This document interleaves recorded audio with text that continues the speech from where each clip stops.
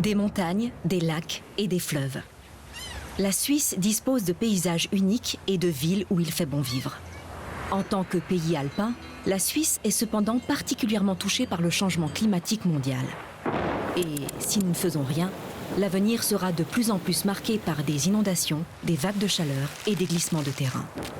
La Suisse veut donc réduire à zéro émission nette les gaz à effet de serre d'ici 2050.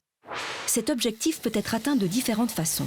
Il est possible de miser sur un seul agent énergétique tel que l'électricité ou de combiner plusieurs sources d'énergie telles que l'électricité et le gaz.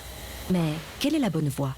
Personne ne peut répondre aujourd'hui avec certitude à cette question. Une chose est sûre, miser sur un seul agent énergétique et sur une seule technologie réduit la marge de manœuvre et augmente les dépendances. Rester ouvert favorise par contre les innovations et la flexibilité. Le gaz est un agent énergétique polyvalent. Il est en effet possible de l'utiliser non seulement comme combustible et carburant, mais aussi comme producteur d'électricité. L'industrie gazière a une vision claire de l'avenir.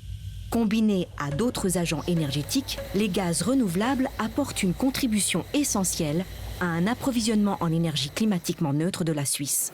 En effet, l'objectif zéro émission nette ne peut être atteint d'ici 2050 que si les potentiels de tous les agents énergétiques sont utilisés. Cela signifie concrètement que le gaz, en tant que carburant, permet de réduire les émissions de CO2 dans le transport de marchandises. Et grâce à la chaleur industrielle issue de gaz renouvelables, l'industrie peut produire plus durablement. Dans les vieilles villes et dans les bâtiments classés monuments historiques, le gaz renouvelable est souvent la seule alternative pour se chauffer de façon climatiquement neutre.